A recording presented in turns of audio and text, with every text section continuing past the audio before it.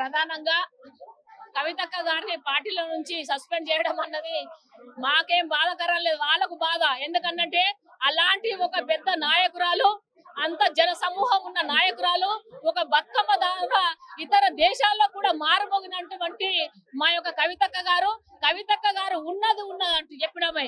కాళేశ్వరం మీద జరిగిన అవినీతిని ఇవాళ హరీష్ రావు ఇవాళ పందికొక్కులాగా అవినీతిని అంత దుబ్బక తిని, అట్లాగే అదే విధంగా హరీష్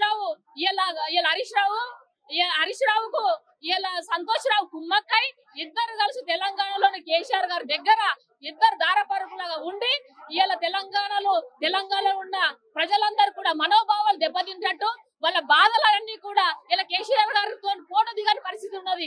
ఇలా కేసీఆర్ గారితో విషయాలు చెప్పిన వాళ్ళు ఉన్నారు, ఎంతో మేధావులు ఉన్నారు, ఎంతో విద్వాంసులు ఉన్నారు.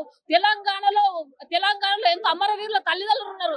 ఎంతో మంది విషయాలు కూడా కవితక్క గారి దగ్గరకు వచ్చి ఒకసారి మేము సారంగల్లమ్మా, మేము ఒకసారి సారంగల్లంటే వాళ్ళ విషయాలు తీసుకపోయి జరుగుతున్న పరిణామాలన్నీ కూడా కేసీఆర్ గారి దగ్గర తీసుకపోవాలనుకుంటే కేసీఆర్ గారు టైం ఇవ్వకపోవడము, అట్లాగే టైం ఇవ్వాలంటే కేసీఆర్ గారికి విషయము, అట్లాగే సంతోష్ రావు గాని అదే విధంగా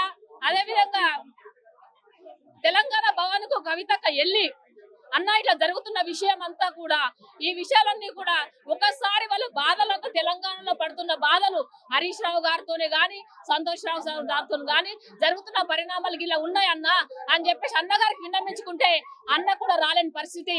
ఇలా తెలంగాణ ఆడబిడ్డకి ఇదేనా అన్యాయం జరుగుడు? ఇలా తెలంగాణలో అన్యాయం జరిగింది కాబట్టి ఒక్క విషయం కూడా కేటీఆర్ అన్న వినలేడు. కాబట్టి మేము కవితక్క గారికి మొన్న తీర్మర్ మల్లన్న గారు మా అవమానపరిచిన చూసినాం, అనుచిత వాక్యాలు చేసి అక్క మనోభావాన్ని దెబ్బతీసినప్పుడు వీళ్ళు సబిత ఇంద్రారెడ్డి పోయింది, అదే విధంగా రాతోడు సత్యవతి రెడ్డి పోయింది, మాలవతి కవిత గారు రెడ్డి పోయిండ్రు. వాళ్ళకు జవాబు చెప్పాలని చెప్పేసి అడుగుతున్నాము.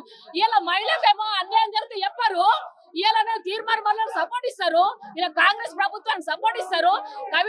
కవితక్కకు 60 లక్షల సభ్యత్వం ఉన్న ఆడపడుచులు ఎవరు కూడా వచ్చేసి కవితక్కకు కూడా మద్దతు చేయలేని పరిస్థితి ఉన్నది. ఇవన్నీ కూడా ఎదుర్కొని ఇలా సమస్య జరుగుతున్నది. ఇలా కాళేశ్వరం మీద ఇలా కమిషన్ విచారణ ఎవరు జరపాలా?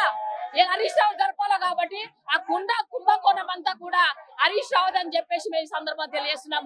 కవితక్క గారు ఏ నిర్ణయం తీసుకున్నా ఆ నిర్ణయానికి మేము కట్టుబడి ఉంటామని చెప్పి తెలియజేస్తున్నాం.